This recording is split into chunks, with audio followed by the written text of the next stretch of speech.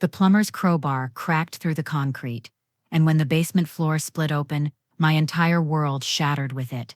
Because inside that hidden cavity lay my husband's will, the one my children swore never existed. "Mom, you're losing your mind. Dad never left a will.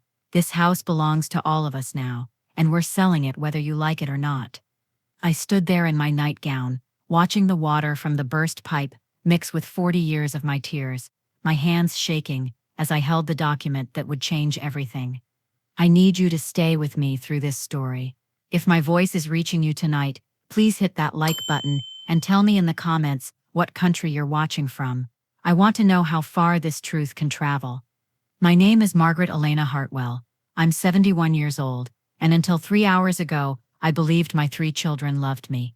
I was standing in the flooded basement of the home I'd lived in for 43 years. The home my late husband Samuel built with his own hands, the home my children had been trying to steal from under my feet for 6 months. This story begins 6 months earlier, on the day I buried my Samuel, when I first noticed the hungry look in my children's eyes as they watched the funeral director close the casket. I should have seen it then. The way David checked his watch during the eulogy, how Lisa kept glancing at the real estate section of the newspaper someone had left on the pew, how Michael whispered into his phone while I was throwing dirt onto Samuel's grave. But I was drowning in grief, wearing the black dress Samuel had bought me for our anniversary, just 2 months before the cancer took him. I thought my children were there to comfort me. I thought they were mourning their father. I was such a fool. The funeral reception was held at our house, the house Samuel and I had filled with 43 years of laughter, arguments, Christmas mornings, and birthday parties. I remember standing in the kitchen, cutting cake for neighbors who'd come to pay their respects, when I heard David's voice from the living room. "We need to talk about this place before Mom gets too attached to staying here alone." My knife froze halfway through the vanilla layer. Through the doorway, I could see my eldest son huddled with his siblings near Samuel's empty chair, the leather recliner where my husband had watched the news every evening until the day he died. "The property taxes alone are killing her," Lisa whispered, adjusting her funeral dress like she was already planning her next outfit. "And the maintenance on a place this size. She can't handle it." Michael nodded, glancing toward the kitchen to make sure I wasn't listening, but I was. Oh, I was hanging on every poisonous word. "I already called Jensen Real Estate," Lisa continued. "They think we could get at least 400,000, maybe more if we stage it right." 400,000. They were pricing my life, my memories, my sanctuary, while Samuel's body was still warm in the ground. I set down the knife and walked toward them, my funeral shoes silent on the hardwood floors. Samuel had refinished every 5 years without fail. When I appeared in the doorway, their conversation stopped so abruptly, it was like someone had unplugged a radio. "Mom!" David jumped up, his guilty face flushing red. "We were just talking about how we can help you through this difficult time. By selling my house." The words came out calmer than I felt. "Not selling," Lisa said quickly, standing to smooth her skirt. "Just exploring options. You shouldn't have to worry about upkeep and bills when you're grieving." But what chilled me to the bone wasn't their greed. It was the way they all fell silent when I entered the room, like they'd been rehearsing this betrayal for years. The systematic destruction of my independence began the very next morning. David arrived at 7 a.m. with coffee and croissants, like the dutiful son I'd raised him to be. "I thought I'd stay here for a few days," he announced, settling his overnight bag in the guest room without asking. "Just until you get back on your feet." At first, I was grateful.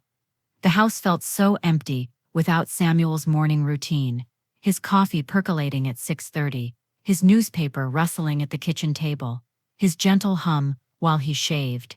David's presence filled some of that crushing silence. But by the 3rd day, I realized he wasn't there to comfort me. He was there to control me. "Mom, you shouldn't answer the phone," he said, intercepting a call from my neighbor Agnes. "People will try to take advantage of you during this vulnerable time." When the mailman came, David was there first, sorting through letters before I could see them. "Just bills and junk," he'd say, though I caught glimpses of envelopes that looked important disappearing into his jacket pocket. Lisa arrived every afternoon with groceries I hadn't requested, and a folder full of financial documents I didn't understand. She'd spread them across Samuel's desk like she owned the place. "Let me handle your accounts," she insisted, her manicured fingers tapping against banking statements. "All this paperwork is just adding to your stress." When I protested that I'd been managing our finances for 40 years, she gave me that patronizing smile I'd learned to hate. "That was when Dad was here to help you. Things are different now." Different. As if Samuel's death had somehow scrambled my brain, made me incapable of writing checks or paying bills. Michael's approach was more insidious. He'd drop by in the evenings, bringing his wife Sharon and their 2 teenagers. During dinner, he'd casually mention my confusion to Sharon, right in front of me. "Mom thought the grocery store was closed on Sunday," he'd say with a concerned chuckle. "And yesterday, she couldn't remember where she put her car keys." These were normal things. Everyone forgets where they put their keys. Everyone mixes up store hours occasionally. But Michael made each small mistake sound like evidence of mental decline. "We're worried about her living alone," he'd tell Sharon in a stage whisper. "She's not processing things clearly since Dad passed." The worst part was how they coordinated their efforts. David would intercept my mail while Lisa controlled my money, and Michael spread whispers about my mental state. They were building a case against me, creating a narrative of incompetence that would justify whatever they planned to do next. When Agnes called to check on me, and David told her I was too tired for visitors, I started to understand. When Father Martinez from our church stopped by, and Lisa explained I was having difficulty with reality, the picture became clearer. They were isolating me from anyone who might question their version of events, anyone who might stand up for me, anyone who might remember that just months ago, I'd been the woman who organized the church bake sale, balanced the household budget, and nursed my husband through 6 months of chemotherapy without missing a single appointment. The morning I caught David burning papers in the backyard, I knew they weren't just stealing my house, they were erasing me completely. I confronted David about Samuel's will on a Tuesday morning in March, exactly 3 months after the funeral. I'd been searching through Samuel's home office for hours, finding empty file folders where important documents should have been. "David," I called from the doorway of the den, "where is your father's will?" He looked up from Samuel's desk, where he'd been going through more papers with the efficiency of a professional organizer. "What will, Mom? Don't play games with me." Samuel and I discussed his will many times. He had Mr. Patterson draw it up 2 years ago. David's face showed what I thought was genuine confusion. "Mom, we've been through all of Dad's papers. There's no will. Trust me, we would have found it by now." Lisa arrived 20 minutes later, summoned by David's phone call. She breezed into the den wearing her real estate agent's smile and carrying a leather portfolio. "Mom, we need to face reality," she said, settling into Samuel's chair like she belonged there. "Without a will, Dad's estate has to be divided equally among his heirs. That means the house, the bank accounts, everything gets split 4 ways. 4 ways.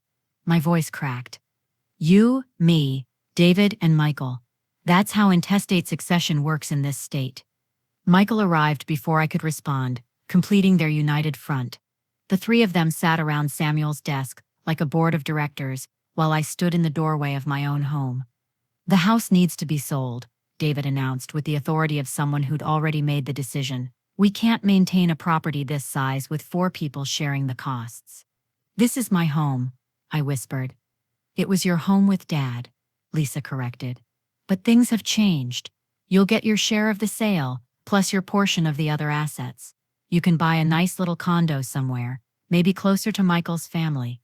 A nice little condo. They were talking about putting me away like an old photograph, something to be tucked into a smaller space where I wouldn't be inconvenient. I spent the rest of that day searching every corner of Samuel's office. I pulled out every file folder, opened every drawer, checked behind every picture frame. Samuel was meticulous about important documents. He had files for warranties on appliances we'd bought 15 years ago, receipts for home repairs dating back to the 1980s, insurance policies arranged in perfect chronological order. But there was no will, no legal documents regarding the house, no instructions for how our estate should be divided. It was impossible. Samuel had talked about the will countless times during his illness. He'd worried about making sure I was protected, that the house would remain mine no matter what happened. He'd spent hours with Mr. Patterson getting every detail exactly right. That night, as I lay in bed, listening to David rummaging through the basement, looking for old photo albums, I remembered Samuel's last words about protecting our home from those who would take it for granted. I knew then that my children had stolen more than just documents. They'd stolen my husband's final gift to me. The next morning, I drove to Patterson and Associates, the law firm that had handled Samuel's business for 20 years. The secretary, a kind woman named Helen, who'd always remembered to ask about my garden, greeted me with sympathetic eyes. "Mrs. Hartwell, I'm so sorry for your loss. How can we help you today?" "I need to see Mr. Patterson about my husband's will." Helen's expression shifted to confusion. "Mrs. Hartwell, someone from your family was already here asking about that. She said she needed to collect all the original documents." My blood turned to ice. She? A woman who said she was Samuel's wife, blonde hair, very well dressed. She had identification and knew details about your husband's affairs. She took everything: the will, the property deeds, all the estate planning documents. Lisa, my daughter, had impersonated me to steal Samuel's will. "When was this?" I managed to ask. Helen checked her appointment book. 3 weeks ago. She seemed very familiar with the documents, like she'd seen them before. 3 weeks ago, that was when Lisa had supposedly been helping me organize Samuel's papers at home. While I was in the kitchen making her coffee, she'd been memorizing the details she'd need to commit fraud. I drove home in a daze, my hands shaking on the steering wheel. When I walked into the house, David was waiting in the living room, with a concerned expression that now looked like pure theater. "Mom, where have you been?" I was worried. "I went to see Mr. Patterson." David's face went pale. "Why would you do that?" "Because someone pretending to be me already collected Samuel's will from his office." The silence that followed was deafening. David's mouth opened and closed, like a fish gasping for air. Then his expression hardened into something I'd never seen before: cold calculation. "Mom, I think your grief is making you confused. Maybe we should talk to Dr. Miller about adjusting your medication." He was gaslighting me. My own son was trying to make me question my sanity rather than admit what they'd done. That afternoon, I started making phone calls.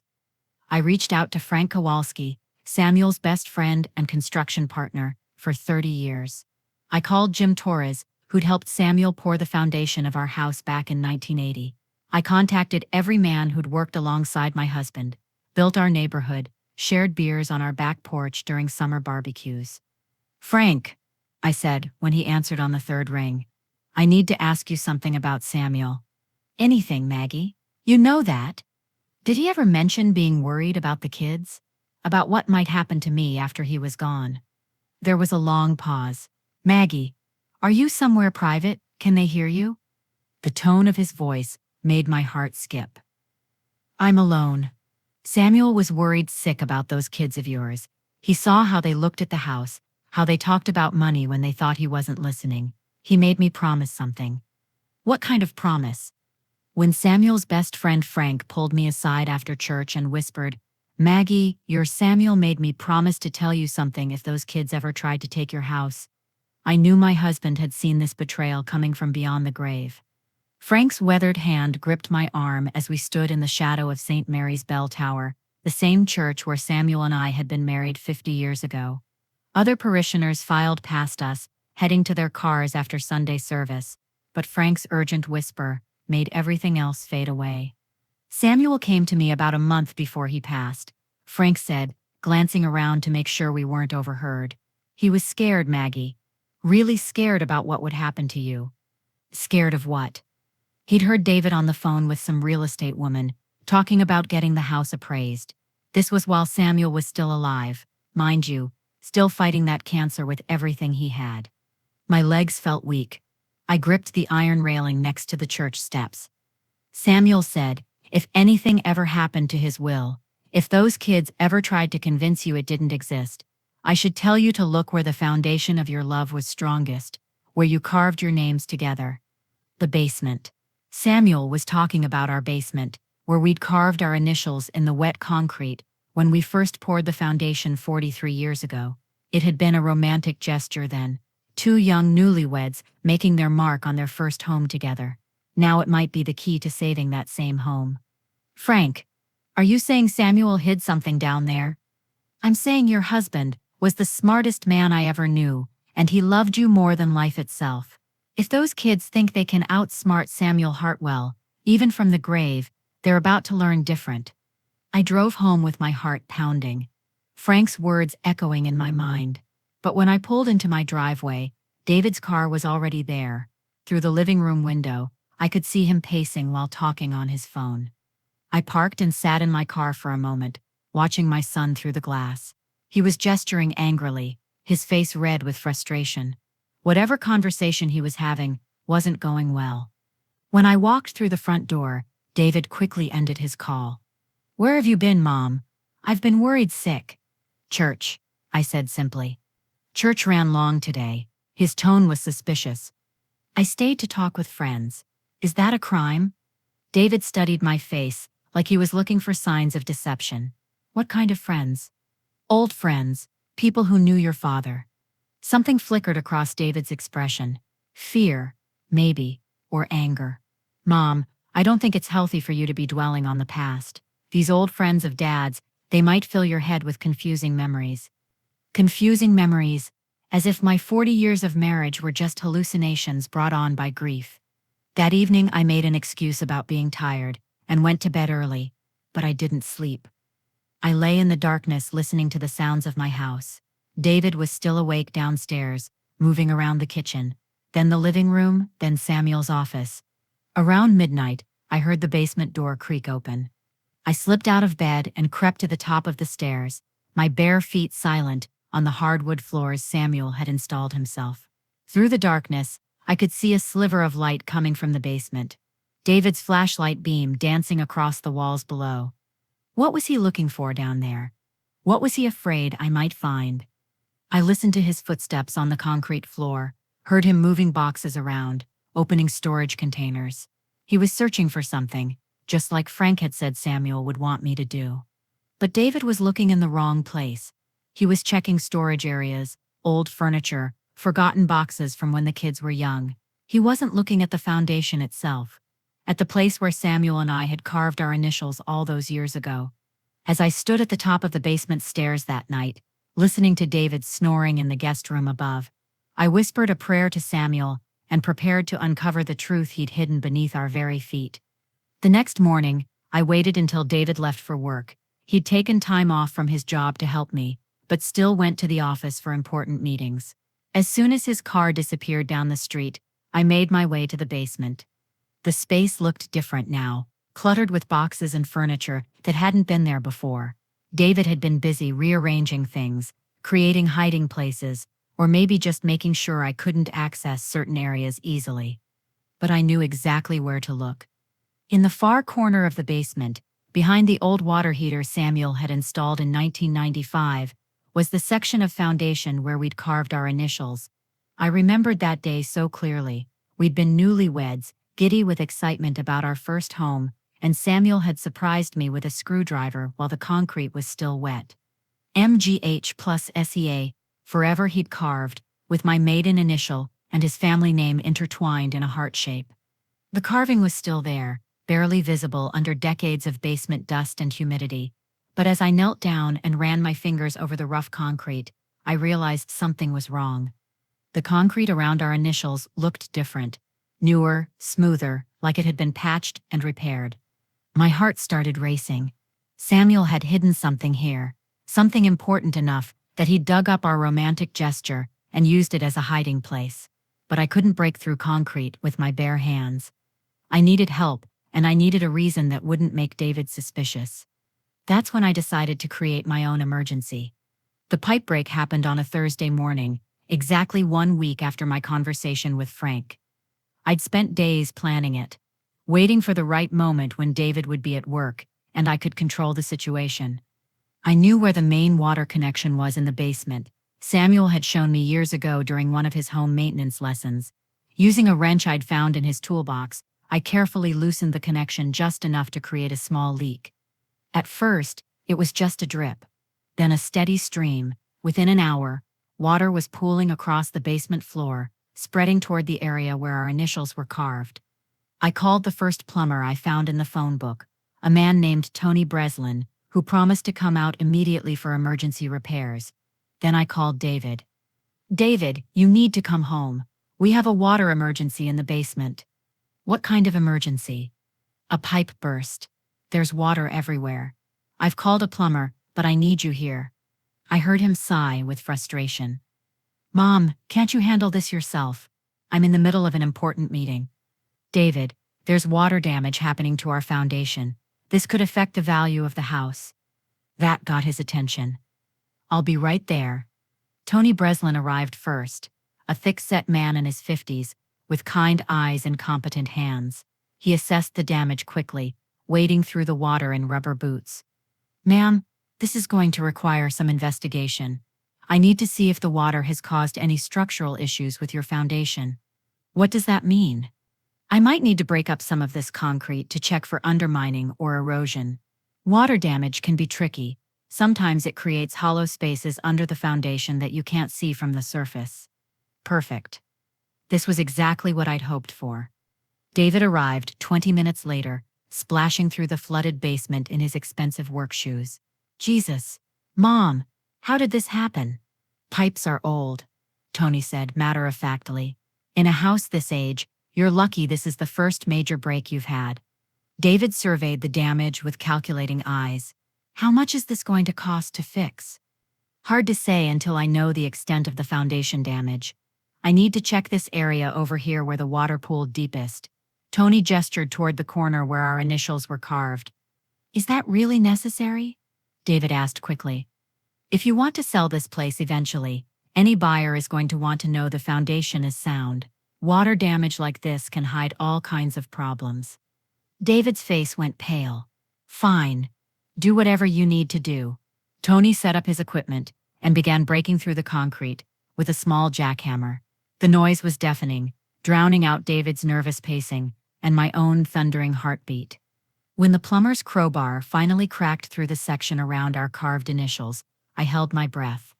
"Well, I'll be damned," Tony muttered, peering into the hole he'd created. "Ma'am, there's something down here." David rushed over, pushing past me to see what Tony had found. When the plumber's flashlight illuminated the cavity Samuel had created, revealing the waterproof container inside, my children arrived just as the plumber's crowbar revealed the hidden compartment Samuel had made, containing not just the will, but photos of the children going through his papers before he died. Lisa must have gotten David's panicked phone call, because she burst through the basement door just as Tony was pulling Samuel's hidden container from the concrete cavity. Michael followed close behind, his face flushed like he'd been running. "What's going on down here?" Lisa demanded, her high heels clicking on the wet concrete. Tony held up the waterproof container, examining it in the light. "Found this buried under your foundation. Looks like someone hid it there on purpose." The container was metal, about the size of a shoebox, with Samuel's initials engraved on the lid. My hands shook as Tony handed it to me. "Mom, don't," David said sharply. "We don't know what that is. It could be dangerous." But I was already opening the latches. Inside, wrapped in plastic, were documents I recognized immediately. Samuel's will, signed and notarized, exactly as I remembered it. But there was more. Photographs. Dozens of them. The first photo showed David in Samuel's office, going through file cabinets while my husband lay sleeping in his hospital bed. The timestamp showed it was taken just 2 weeks before Samuel died. The second photo captured Lisa at Samuel's desk, holding documents up to the light, clearly reading through private papers. Again, the timestamp was from Samuel's final weeks. The third photo made my blood run cold.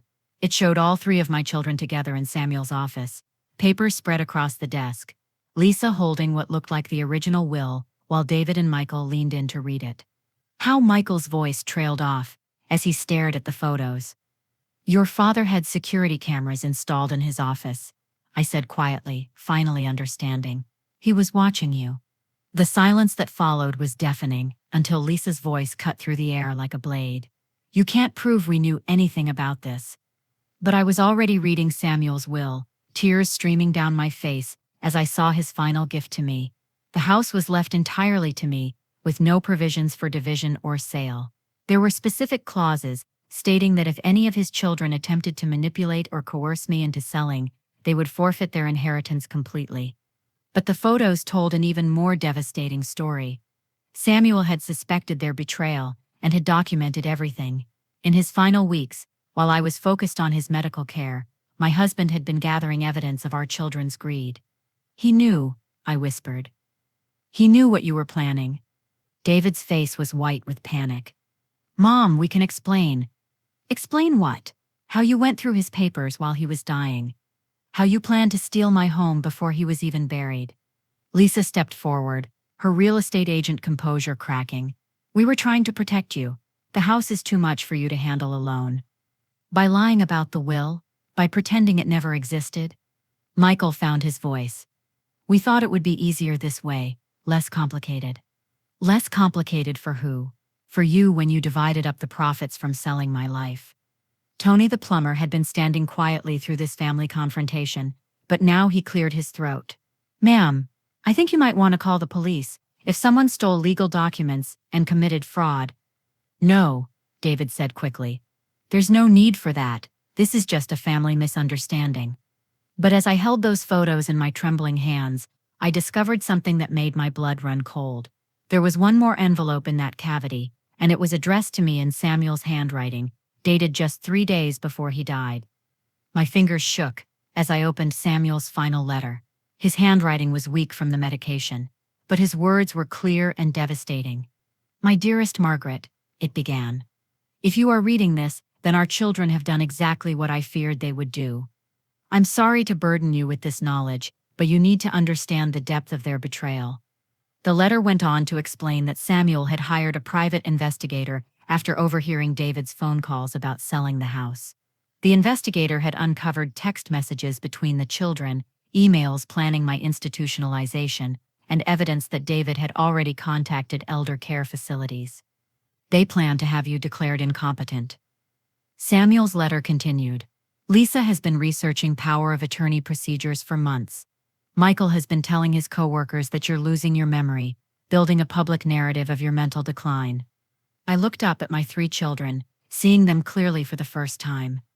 David's guilty expression, Lisa's calculated composure, Michael's nervous fidgeting, it all made sense now.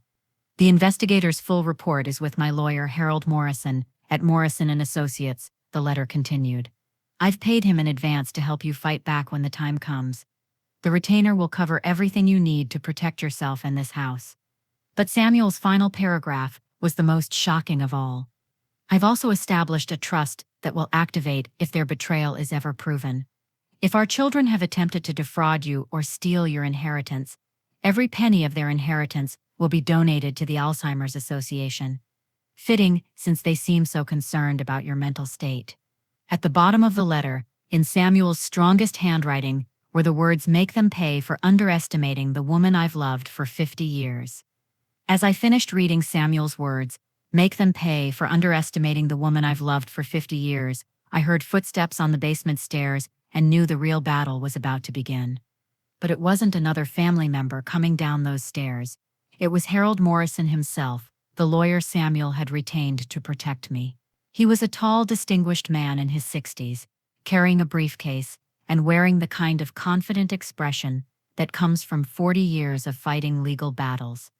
"Mrs. Hartwell," he said, stepping carefully around the water damage, "I got your message.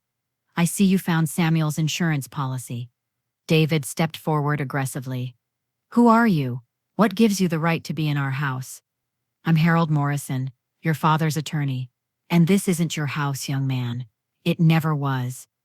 Harold opened his briefcase and pulled out copies of all the documents Samuel had hidden, plus dozens more I'd never seen before. The evidence was overwhelming: screenshots of text messages between the children, emails discussing my deteriorating mental state, even recordings the private investigator had made of their conversations. "Your father was very thorough," Harold said, spreading the evidence across Samuel's old workbench. "He documented everything." I confronted my children with all the evidence, my voice steady despite the rage burning in my chest. "I'm giving you one chance to confess and leave peacefully. Walk away now and we'll handle this quietly through the courts." Lisa laughed bitterly. "You think you can intimidate us with some old papers and a senile lawyer?" "I think your father anticipated exactly this reaction," Harold said calmly. "That's why he included the criminal fraud provisions in his trust." David's composure finally cracked. "Criminal fraud? What are you talking about?" "Impersonating someone to steal legal documents. Conspiracy to commit elder abuse. Attempted financial exploitation of a vulnerable adult. The state takes these crimes very seriously." Michael stepped forward, his face desperate. "Mom, please, we're your children, we love you." "Love?" The word felt like acid in my mouth. "You planned to have me declared insane. You contacted nursing homes behind my back. You stole your father's will and lied to my face about it for months." "We were trying to help you," Lisa insisted, but her voice lacked conviction. "Help me, or help yourselves to $400,000. The confrontation continued for another hour, with Harold methodically presenting each piece of evidence while my children tried desperately to justify their actions. They denied, then blamed, then pleaded, but the documentation was irrefutable. When David finally lunged for the documents and screamed, "You crazy old witch, you won't destroy our future," I realized these weren't my children anymore. They were strangers wearing familiar faces. Harold calmly photographed David's aggressive behavior with his phone, adding assault to the growing list of charges they would face. "Mr. Hartwell," Harold said to David, "I suggest you step back and consider your position very carefully. Everything you do from this moment forward will be documented and presented to the court." But David was beyond reason. "This is all fake. She's manipulating you. Can't you see that? She's been acting crazy for months." "Actually," Harold replied, "your father predicted you would claim your mother was mentally incompetent. That's why he arranged for Dr. Elizabeth Chen, a geriatric psychiatrist, to evaluate Mrs. Hartwell last month. She found your mother to be completely competent and mentally sharp. The trap Samuel had laid was perfect. Every lie my children had planned to tell, every excuse they thought they could use, he had anticipated and countered from beyond the grave." That afternoon, Harold and I drove to the courthouse together. The legal proceedings moved quickly once the evidence was presented.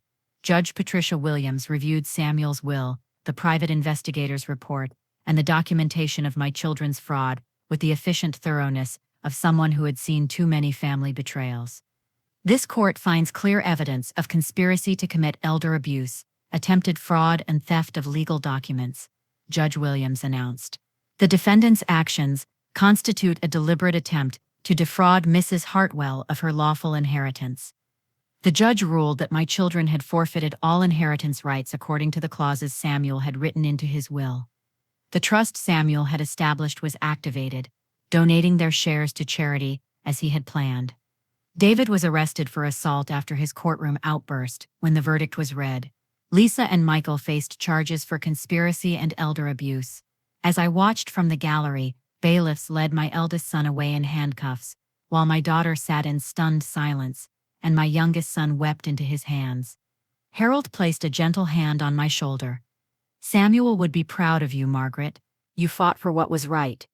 But I felt no triumph, only exhaustion.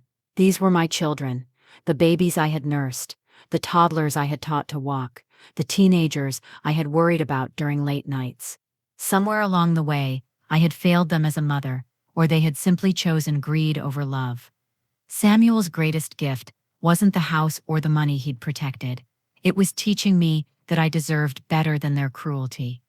As the gavel fell and justice was served, I walked out of that courtroom knowing I was finally free, but I wasn't prepared for what was waiting for me in the parking lot. Standing by my car were 4 young people I almost didn't recognize, my grandchildren. Emma, David's 17-year-old daughter, stepped forward first, tears streaming down her face. "Grandma Maggie, we're so sorry. We had no idea what our parents were doing." Behind her stood Michael's twins, 16-year-old Jake and Sarah, and Lisa's daughter Amy, who was 19 and home from college. They had driven together to the courthouse, somehow learning about the trial, despite their parents' attempts to keep them in the dark. "We heard what really happened," Jake said, his voice shaking with emotion. "Dad told everyone you were getting senile, but we knew that wasn't true. You were always the sharpest person in our family." Sarah nodded vigorously. "When we found out about the will and the photos, we couldn't believe it. How could they do that to you?" Amy, the oldest of my grandchildren, spoke with quiet dignity. "Grandma, we want you to know that we don't support what our parents did. What they did was wrong, and we're ashamed of them." Looking at these four young faces, I saw something I had lost hope of finding in my family: genuine love and respect. These children, raised by my greedy and manipulative offspring, had somehow grown up to be decent human beings. "Can we still visit you?" Emma asked hesitantly. "We understand if you don't want to see us, because of what our parents did, but we love you and Grandpa Samuel so much." For the first time in months, I felt my heart lighten. "Of course you can visit. You're always welcome in my home." "Our home," Sarah corrected gently. "Grandpa's house is your home, and we want to help you take care of it." We stood in that parking lot for an hour, talking about everything that had happened. The grandchildren shared their own stories of how their parents had been acting strangely, making excuses for why they couldn't visit me, claiming I was too fragile for company. "Dad kept saying you were confused and might say things that would upset us," Jake explained. "But now we know he was just keeping us away so we wouldn't see what they were really doing." Over the following months, my grandchildren became regular visitors to the house Samuel had protected for me. They helped me sort through family photos, listened to stories about their grandfather's construction projects, and slowly helped me heal from the betrayal of their parents. Emma started a small garden in the backyard, planting flowers Samuel would have loved. The twins helped me organize Samuel's workshop in the basement, turning it into a memorial space filled with his tools and projects. Amy, who was studying social work in college, encouraged me to share my story with others who might be facing similar family betrayals. 6 months after the trial, I started a support group for elderly victims of family financial abuse. We met every Tuesday evening in the community room at St. Mary's Church, the same church where Samuel and I had been married 50 years ago. The group grew quickly as word spread. Other widows and widowers shared their stories of children who had stolen inheritances, grandchildren who had been turned against them, and family members who had exploited their trust. We called ourselves Samuel's Circle, after my husband's wisdom in protecting me from those who would take advantage. Harold Morrison volunteered his legal services to help group members protect themselves. Frank Kowalski and other construction friends of Samuel's helped with home repairs for elderly people whose families had abandoned them. The community that my children had tried to isolate me from became the foundation of my new life. One evening, as I sat in my garden watching Emma tend to her flowers, I realized that Samuel had given me more than just financial security. He had taught me that family isn't just about blood relations. It's about the people who choose to love and support you when life becomes difficult. My children had chosen greed over love, manipulation over honesty, cruelty over compassion, but my grandchildren had chosen differently. The community at Samuel's Circle had chosen differently. Even Tony the plumber, who still checked on me occasionally to make sure my pipes were working properly, had chosen to be part of my extended family.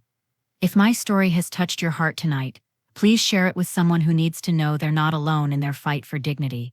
Hit that subscribe button if you believe in justice, and tell me in the comments, have you ever had to fight for what was rightfully yours? I read every single comment, and your strength gives me courage every day. Until next time, remember, you are worth fighting for. Tonight, as I write this, I'm sitting in the living room Samuel built with his own hands, surrounded by photos of our grandchildren and memories of a love that was strong enough to protect me even from beyond the grave.